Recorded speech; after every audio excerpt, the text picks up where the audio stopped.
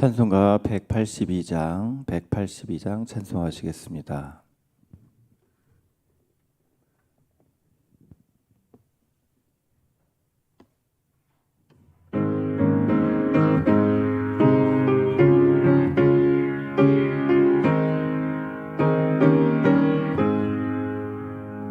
강물같이 흐르는 기쁨 성령 강림함이라. 정결한 마음 영원하도록 주의 거처 되겠네. 주님 주시는 참된 평화가 내 맘속에 넘치네. 주의 말씀에 거센 풍랑도 잠잠하게 되도다. 나의 생명 소생케 됨은 성령이 마심이라. 모든 의심 슬픔 사라져 주의 평 넘치네. 주님 주시는 참된 평화가 내 맘속에 넘치네. 주의 말씀에 거센 풍랑도 잠잠하게 되도다. 하늘에서 단비 내리고 햇빛 찬란함같이 우리 마음에 성령이 많이 주님 보내심이라. 주님 주시는 참된 평화가 내 맘속에 넘치네. 주의 말씀에 거센 풍랑도 잠잠하게 되도다. 생명신에 넘쳐 흘러서 마른 광야 적시니. 의의 열매 무르익어서 주스를 기다리네. 주님 주시는 참된 평화가 내 맘속에 넘치네. 주의 말씀에 거센 풍랑도 잠잠하게 되도다. 놀라우신 주의 은혜로 그의 얼굴 뵙겠네. 평화로운 안식처에서 영원토록 쉬겠네. 주님 주시는 참된 평화가 내 맘속에 넘치네. 주의 말씀에 거센 풍랑도 잠잠하게 되도다. 아멘. 오늘부터 부흥회가 시작됩니다. 오늘 저녁부터 금요일 저녁까지 3일 동안 진행되는데, 이 부흥회 가운데 주님께서 주장하시고 인도하여 주시고 역사하셔서 온 성도들이 찬양과 기도와 말씀을 통해 심령이 새로워지고 그 말씀을 통해 더욱더 주님께 가까이 나아가며 열심을 품고 주를 섬기며 주님께 영광 돌리는 복된 시간 될 수 있도록 기도하겠습니다.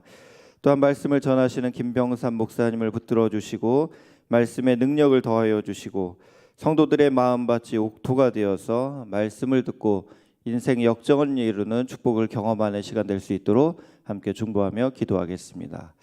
사랑과 은혜가 많으신 아버지 하나님, 귀한 은혜의 잔치를 우리에게 베풀어 주셔서 오늘부터 3일 동안 귀한 축복의 시간을 허락하여 주시니 감사합니다. 하나님, 모든 시간마다 주님께서 주장하시고 인도하시고 은혜를 베풀어 주옵소서. 하나님 아버지, 우리가 사모함으로 임하게 하시고 온 성도들이 열심을 다하여 이 집회 가운데 나아가 하나님께서 예비해 놓으신 놀라운 아버지 하나님 귀한 말씀을 들으며 심령의 변화를 입고 하나님의 뜻 가운데 온전히 설 수 있도록 하나님 역사하여 주옵소서. 말씀을 전하시는 김병삼 목사님 주장하여 주시고 말씀의 능력으로 역사하시사 성도들이 그 마음밭에 그 말씀이 온전히 심겨지게 하여 주옵시고 하나님 아버지, 그 말씀을 통해 인생의 새로운 아버지 전기를 삼아 더욱더 하나님과 가까워지며 하나님의 뜻에 순종하며 하나님께 영광 돌리는 그러한 축복된 삶으로 나아갈 수 있도록 인도하여 주옵소서. 악한 마귀 틈타지 못하는 막아주시고 하나님께 온전히 영광 돌리며 모든 순서에 성령의 기름 부으심이 충만할 수 있도록 인도하여 주옵소서. 아버지 하나님, 우리 성도들이 아버지 하나님 더욱더 마음을 다하여 참여하게 하여 주옵시고 하나님 앞에 온전히 순종할 수 있도록 인도하여 주옵소서. 예수님의 이름으로 간절히 기도드립니다. 아멘. 오늘 보실 하나님의 말씀은 요한복음 16장 말씀을 세 번역으로 교독하시겠습니다. 내가 너희에게 이 말을 한 것은 너희를 넘어지지 않게 하려는 것이다. 사람들이 너희를 회당에서 내쫓을 것이다. 그리고 너희를 죽이는 사람마다 내가 하는 그러한 일이 하나님을 섬기는 일이라고 생각할 때가 올 것이다. 그들은 아버지도 나도 알지 못함으로 그런 일들을 할 것이다. 내가 너희에게 이 말을 하여 두는 것은 그들이 그러한 일들을 행하는 때가 올 때에 너희로 하여금 내가 너희에게 말한 사실을 다시 생각나게 하려는 것이다.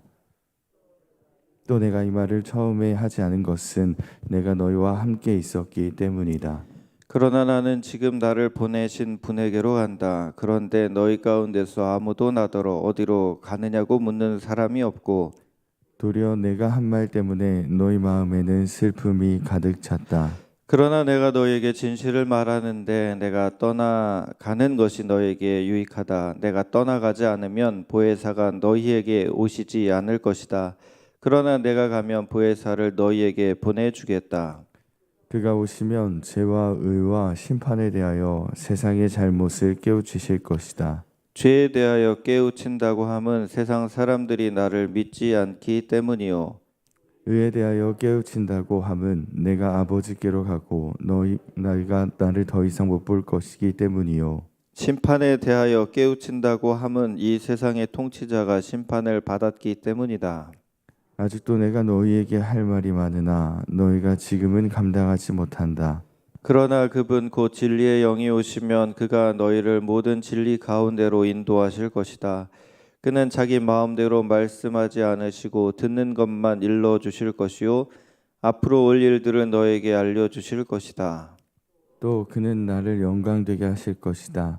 그가 나의 것을 받아서 너희에게 알려주실 것이기 때문이다. 아버지께서 가지신 것은 다 나의 것이다. 그렇기 때문에 내가 성령이 나의 것을 받아서 너희에게 알려주실 것이라고 말한 것이다. 조금 있으면 너희는 나를 보지 못할 것이다. 그러나 또 조금 있으면 나를 볼 것이다. 그의 제자 가운데서 몇몇이 서로 말하였다. 그가 우리에게 조금 있으면 나를 보지 못하게 되고 또 조금 있으면 나를 볼 것이다 하신 말씀이나 내가 아버지께로 가기 때문에 라고 하신 말씀은 무슨 뜻일까? 그들은 말하기를 도대체 조금 있으면 이라는 말씀이 무슨 뜻일까? 우리는 그가 무엇을 말씀하시는지 모르겠다 하였다. 예수께서는 제자들이 자기에게 물어보고 싶어하는 마음을 아시고 그들에게 말씀하셨다. 내가 조금 있으면 너희가 나를 보지 못하게 되고 또 조금 있으면 나를 볼 것이다 한 말을 가지고 서로 논의하고 있느냐? 내가 진정으로 너희에게 말한다. 너희는 울며 애통하겠으나 세상은 기뻐할 것이다. 그러나 너희가 근심에 쌓여도 그 근심이 기쁨으로 변할 것이다. 여자가 해산할 때에는 근심에 잠긴다. 진통할 때가 왔기 때문이다. 그러나 아이를 낳으면 사람이 세상에 태어났다는 기쁨 때문에 그 고통을 더 이상 기억하지 않는다. 이와 같이 지금 너희가 근심에 쌓여 있지만 내가 다시 너희를 볼 때에는 너희의 마음이 기쁠 것이며 그 기쁨을 너희에게서 빼앗을 사람이 없을 것이다. 그날에는 너희가 나에게 아무것도 묻지 않을 것이다. 내가 진정으로 너희에게 말한다. 너희가 아버지께 구하는 것은 무엇이나 아버지께서 내 이름으로 주실 것이다. 지금까지는 너희가 아무것도 내 이름으로 구하지 않았다. 구하여라. 그러면 받을 것이다. 그래서 너희의 기쁨이 넘치게 될 것이다. 지금까지는 이런 것들을 내가 너희에게 비유로 말하였으나 다시는 내가 비유로 말하지 아니하고 아버지에 대하여 분명히 말해줄 때가 올 것이다. 그날에는 너희가 내 이름으로 아버지께 구할 것이다. 내가 너희를 위하여 아버지께 구하겠다는 말이 아니다. 아버지께서는 친히 너희를 사랑하신다. 그것은 너희가 나를 사랑하였고 또 내가 하나님께로부터 온 것을 믿었기 때문이다. 나는 아버지에게서 나와서 세상에 왔다. 나는 세상을 떠나서 아버지께로 간다. 그의 제자들이 말하였다. 보십시오, 이제 밝히어 말씀하여 주시고 비유로 말씀하지 않으시니 이제야 우리는 선생님께서 모든 것을 알고 계시다는 것과 누가 선생님께 물어볼 필요가 없을 정도로 환히 알려주신다는 것을 알았습니다. 이것으로 우리는 선생님이 하나님께로부터 오신 것을 믿습니다. 예수께서 대답하셨다. 이제는 너희가 믿느냐? 보아라, 너희가 나를 혼자 버려두고 제각기 각기 집으로 흩어져 갈 때가 올 것이다. 그때가 벌써 왔다. 그런데 아버지께서 나와 함께 계시니 나는 혼자 있는 것이 아니다. 함께 보십니다. 내가 이것을 너희에게 말한 것은 너희가 내 안에서 평화를 얻게 하려는 것이다. 너희는 세상에서 환난을 당할 것이다. 그러나 용기를 내어라. 내가 세상을 이겼다. 아멘. 오늘도 귀한 하루를 주셨는데 특별히 이제 부흥의 시작입니다. 부흥회를 통하여서 또한 하나님께서 예비하신 놀라운 은혜를 경험하는 귀한 시간 되시기를 축복합니다. 사람이 맞이하는 가장 큰 두려움 중에 하나가 바로 분리됨이 아닐까 생각합니다. 엄마의 뱃속에서 분리되는 아이의 감정을 우리가 알 수 있는 것은 아니지만 탯줄이 잘리는 건 절대적으로 의존하던 대상에서 떨어져 나간다는 인생에서 굉장히 중요한 그런 분리됨의 순간입니다. 그리고 요즘에는 한 돌, 두 돌만 돼도 그 아기를 이제 어린이집에 보내지 않습니까? 그럴 때 아이는 엄마와 떨어지는 것에 대한 분리됨의 두려움으로 처음에 많이 울게 됩니다. 그리고 우리는 영과 혼이 분리되는 죽음이라는 것, 그것이 인간이 느끼는 가장 두려운 감정 중에 하나가 아닐 수 없습니다. 오늘 말씀에도 이 분리됨에 대한 두려움으로 제자들이 설왕설래하면서 힘들어하고 있을 때 예수님께서는 그들을 위로하시면서 하신 말씀이 잘 나와 있습니다. 사실은 이 오늘 말씀은 14장부터 계속 이어지는 말씀 가운데 있는 그러한 내용이거든요. 제자들은 자꾸 예수님이 잠시 너희를 못 볼 건데 또 볼 거다. 이게 자꾸 이게 떨어진다. 이제 못 보는 순간도 있다. 자꾸 이렇게 얘기하시니까 도대체 이게 무슨 말씀이신가? 참 못 본다고 하니까 이렇게 의지하고 지금까지 3년 동안 따랐는데 아니 못 보면 어떻게 된다는 말인가? 이러면서 굉장히 힘들어 했습니다. 근데 주님께서는 제자들이 너희가 홀로 있지 않는다. 내가 가더라도 보혜사를 보내서 너희들이 두려움 없이 평안하게 평화 가운데 거할 수 있도록 내가 해주겠다라고 하시면서 그들을 위로하는 그런 내용입니다. 주님은 우리가 홀로 있고 또 뭔가 분리되었다라는 그 고독의 감정 가운데 우리도 힘들어할 수 있다라는 걸 알기 때문에 오늘 말씀을 통해서 모든 성도들에게 이렇게 얘기하시는 것이죠. 너희는 혼자가 아니야. 혼자라고 생각되는 그 순간에도 내가 함께하고 있다라는 그러한 말씀을 우리에게 하고 계신 것입니다. 내가 너희와 항상 영원히 함께하겠다. 이게 우리 주님의 약속이고 주님은 그 말씀을 지금도 지키고 계신 것입니다. 주변에 아무도 내가 의지할 대상이 없네 라고 말하는 그런 상황에도 의지할 대상이 없다니 무슨 말이냐, 내가 있지 않느냐, 난 너를 지금 붙들어주고 있단다. 이러한 주님의 그 손길을 바라보시고 그 나를 품어 안으시는 주님의 사랑을 우리가 느낄 수 있어야 할 것입니다.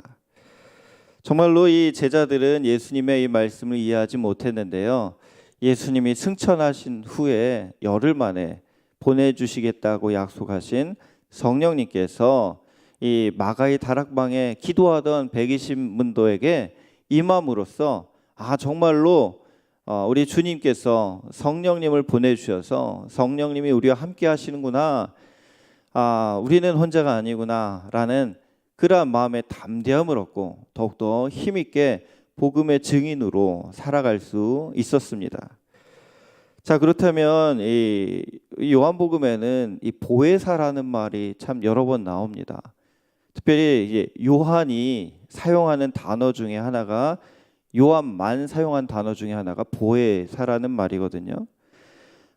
파라클레토스라는 말을 이렇게 우리말로 번역했을 때 이제 보혜사라고 번역이 됐습니다. 요한복음에는 4번이 나오고요, 요한 1서에도 1번이 나옵니다. 그런데 요한 1서에 보면 이렇게 되어 있습니다. 함께 화면을 보시겠습니다. 같이 읽습니다. 나의 자녀들아, 내가 이것을 너희에게 쓰면 너희로 죄를 범하지 않게 하려 함이라. 만일 누가 죄를 범하여도 아버지 앞에서 우리에게 대언자가 있으니 곧 의로우신 예수 그리스도시라. 자, 여기 보시면 대언자가 우리에게 있다. 그 대언자가 누구냐? 곧 예수 그리스도시다 라고 하잖아요. 근데 여기서의 대언자는 파라클레토스예요. 말하자면 보혜사라고 번역하는 말과 똑같은 말이라는 겁니다. 그래서 요한복음 14장 6절에 보면 읽다가 이상한 그런 대목을 한번 보셨던 기억이 날 거예요. 또 다른 보혜사를 보내주겠다. 그럼 보혜사가 또 있단 말인데, 막 이런 생각이 드실 거거든요. 요한복음 14장 16절을 함께 읽겠습니다. 시작. 내가 아버지께 구하겠으니 그가 또 다른 보혜사를 너에게 주사 영원토록 너희와 함께 있게 하리니. 말하자면 예수님도 보혜사고요, 성령님도 보혜사예요. 우리말로 보혜사라고 하니까 되게 어려운데 이거를 그냥 보통 번역을 하자면 위로자, 대언자, 조력자, 상담자라고 할 수가 있습니다. 그러니까 예수님도 위로자고요, 성령님도 위로자예요. 그러니까 예수님이 내가 너희들을 위로하고 대언해주고 힘을 주는 그러한 메시아로 왔는데, 내가 다시 올라가면 또 다른 위로자를 보내주겠다. 그 위로자가 누구냐? 성령님이다. 이렇게 얘기한 것이죠. 예수님이 성육신 하셔서 이 땅에 오셨습니다. 근데 제자들이 참 예수님과 함께 할 때는 정말로 두려울 게 없었어요. 그런데 올라가시겠다라고 하니까 두려웠습니다. 그러니까 제자들에게 내가 올라가면 또 다른 위로자를 보내줄 터인데 성령께서 오실 것이다 라고 그렇게 말씀하시면서 제자들을 위로하시고 격려하시는 것입니다. 사랑하는 성도 여러분, 여러분의 위로가 필요하십니까? 성령님께서 여러분들의 심령을 위로하십니다. 도움이 필요하십니까? 성령께서 여러분들을 도와주십니다. 이것을 기억하라는 말씀입니다. 사도 요한이 이 요한복음을 썼을 때도요, 사실은 성도들의 그 상황은 아주 극심한 박해가 있었던 때였거든요. 그럴 때 이 말씀을 보던 성도들은 제자들도 이렇게 위로하신 주님은 지금도 우리를 홀로 있게 버려두지 않으시고 우리를 위로하시는 그런 성령께서 함께 하시는구나 라는 것을 듣고 큰 위로와 소망과 힘을 얻었던 것입니다. 때로는 우리 주변에 아무것도 보이지 않고 아무것도 느껴지지 않는 그 순간이라고 할지라도 보혜사 성령께서는 우리 안에 내주하시면서 우리에게 힘을 주시고, 성령께서 임하셨을 때 특징이 뭡니까? 꿈과 환상과 이상입니다. 주님의 성령이 우리 안에 임했을 때 요엘서 2장 28절 말씀, 사도행전에 다시 반복되는 2장 17절에 나오는 그 말씀처럼 아무도 없구나가 아니라 하나님께서 이렇게 일하고 계시구나라는 것을 보게 된다는 거예요. 하나님이 이렇게 나를 사랑하시는구나, 하나님이 이런 비전 가운데 일하고 계시고 나를 인도하시는구나. 그러니까 두려운 게 아니고요, 기대가 되는 거예요. 소망이 넘칩니다. 야, 하나님 나라의 영광이 이거구나. 내가 지금 이렇게 사는 게 아니라 더 열심을 내어 주를 섬겨야 되겠구나. 막 이렇게 뜨겁게 일어나는 것, 이게 성령께서 우리를 그렇게 일으키시는 것이죠. 여러분들, 십자가만 보면은요, 우린 절망이에요. 십자가만 보면 이 십자가 언제 빨리 없었으면 좋겠다, 이런 생각을 하잖아요. 그런데 십자가 뒤에 부활을 봐야 됩니다.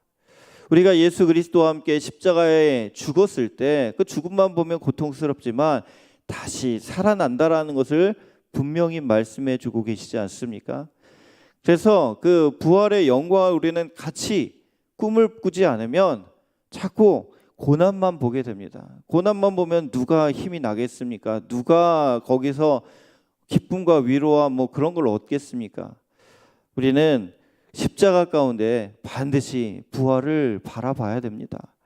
우리가 주님 나라에 간다라는 것을 보면서 하나님이 예비해 놓으신 놀라운 것에 대한 기대를 가지고 살 수 있어야 됩니다. 그래서 환난은 있지만 예수님이 오늘 말씀에도 이렇게 결론적으로 이렇게 얘기하시잖아요.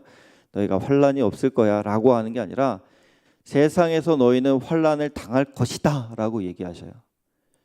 내가 너희들 환난을 면제해 주겠다 라고 하지 않으셨어요. 환난을 당하지만 두려워하지 말아라.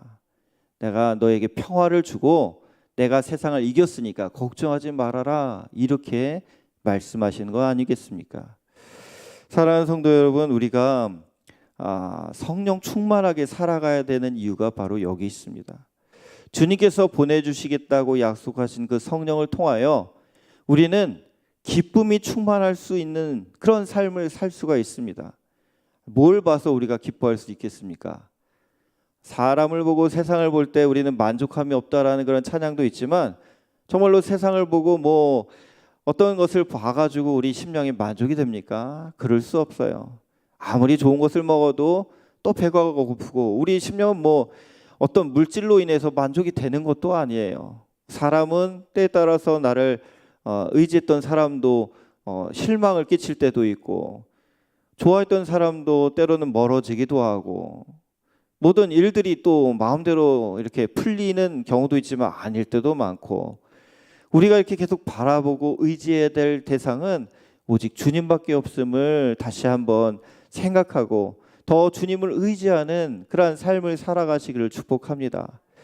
주님이 우리 안에 오시면 그래서 문제가 있고 어려움이 있고 내가 지금 십자가를 지고 가는 것에 있어서 굉장히 힘들 수 있지만, 주 성령께서 우리 안에 내주하심을 우리가 느끼면서 그 주님과 교제할 때 우리에게는 기쁨이 샘솟듯이 넘치기 시작하는 겁니다. 그래서 예수님이 오셨을 때 이 삶은 무엇으로 바뀌었습니까? 기쁨의 시대가 도래했다 선언하시는 거예요. 항상 기뻐하라. 왜 그렇게 얘기할 수 있습니까? 사도 바울이 외칩니다. 항상 기뻐해라. 감옥에서 그거를 쓰지 않습니까? 항상 그는 기쁨의 삶을 온전하게 살아내는 것을 우리에게 보여주었습니다. 그게 어떻게 가능합니까? 성령의 충만한 가운데 가능하다는 거예요. 내가 기뻐해야지 한다고 기쁨이 생기는 게 아니거든요.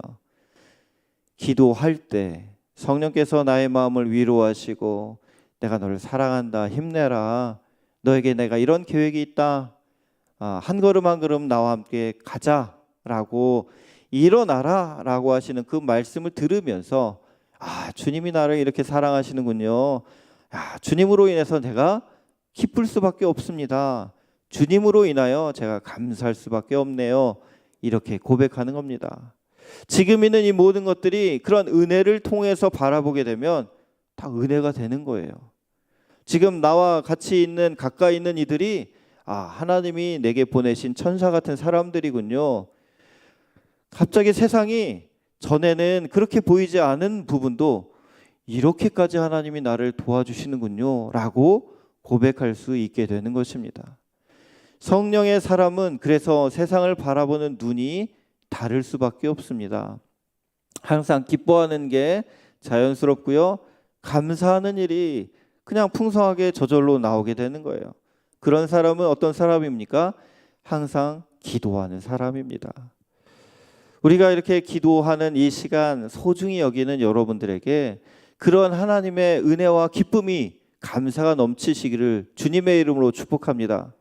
이 기도의 삶이 조금도 끊어지지 않고 계속해서 이어나가시기를 소망합니다.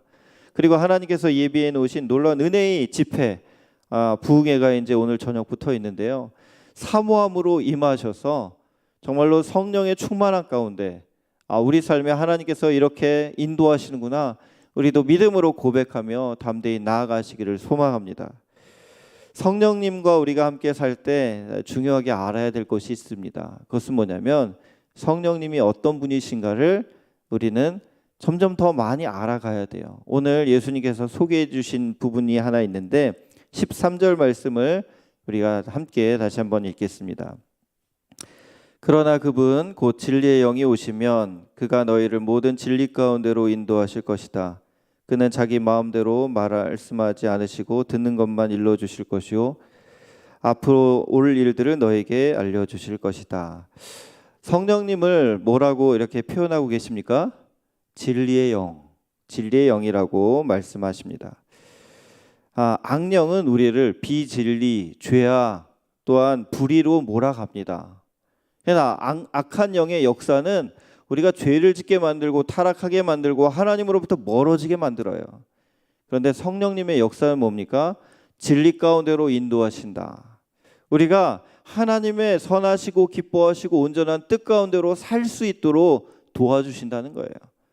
예수님이 내가 곧 길이요 진리요 생명이니라고 말씀하신 것처럼 성령님은 우리가 주님의 뜻 가운데로 주님 안에서 살아갈 수 있도록 우리를 붙들어 주시고 인도하신다라는 그런 말씀이에요.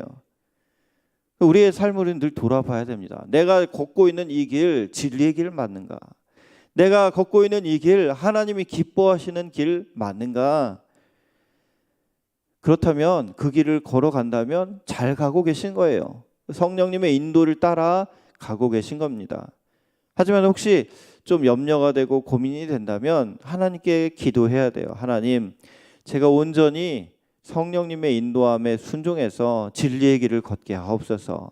하나님을 기쁘시게 하는 그 삶을 살게 하옵소서. 이렇게 기도해야 될 줄 믿습니다. 우리가 이 세상에 살 때는 그 근심도 있습니다. 그런데 주님이 하신 말씀 기쁨으로 바뀔 것이다. 20절과 21절 말씀 가운데 해산하는 여인에 대한 이야기를 하시죠. 여인이 아이를 낳을 때 그 진통 때문에 고통스러워합니다. 그런데 아이를 낳으면 그 아이를 보는 기쁨으로 그 고통을 잊고 또 이제 둘째도 낳고 셋째도 낳고 왜 그렇습니까? 그 고통 생각하면 다시는 안 난다 할 텐데 왜 아이를 낳습니까? 아이의 그 낳았을 때의 기쁨이 있기 때문에. 십자가 사건과 부활 사건이 바로 이러한 것이에요. 십자가는 우리를 힘들게 하는 그런 슬픔과 근심이 될 수 있지만 부활의 영광이 있기에 우리는 인내할 수 있다라는 겁니다. 우리가 그것을 바라보며 견디고 예수님이 세상을 이기셨기 때문에 우리가 이긴 싸움을 싸울 수 있는 거예요. 경기를 볼 때요, 녹화 경기를 보면은요, 이긴 경기를 볼 때 그 보는 분들은 왜 보는 거예요? 즐기려고 보는 거예요. 야, 이렇게 됐는데 결국엔 이겼지. 결과를 뻔히 알아. 그러니까 아무리 아슬아슬하고 위험한 상태가 있고 혹시 골을 먹어도 걱정하지 않아요. 이길 거 아니까. 우리 삶이 그렇다는 거예요. 이길까 질까 걱정하면서 사는 인생이 아니라, 야, 너희들 걱정하지 마. 평안해라. 내가 이겼어. 이겼기 때문에 너희들도 이기는 거야. 이긴 싸움을 싸운다는 거예요.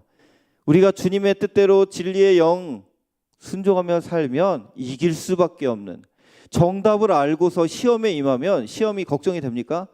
아니, 정답을 쓰면 되잖아요. 우리가 그런 거 같은 거예요. 근데 알면서도 딴 거 쓰면 틀리는 거지만 아는 대로 순종하면 우리가 승리할 수밖에 없고 영광을 얻을 수밖에 없는 삶을 산다라는 겁니다. 우리에게 그러한 은혜를 우리에게 하나님이 주셨음을 믿으시고 오늘도 담대하게 주님과 함께 동행하시기를 주님의 이름으로 축원합니다. 두 가지를 우리가 함께 나누겠습니다. 첫 번째, 보혜사라는 말을 조력자, 대언자, 위로자, 상담자라고 번역합니다. 성령님은 나를 변호해 주시고 도와주시는 분이십니다. 성령님께 어떤 도움을 받기 원하십니까? 간절히 기도해서 고난과 어려움 중에도 이겨낼 수 있도록 기도하시기 바랍니다.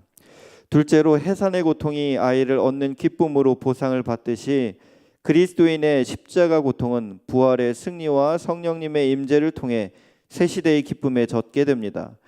나는 주님과의 교제를 통해 세상이 빼앗을 수 없는 기쁨을 맛보고 계십니까? 생각하시면서 오늘도 더욱더 주님을 묵상하시기를 소망합니다. 기도하시겠습니다.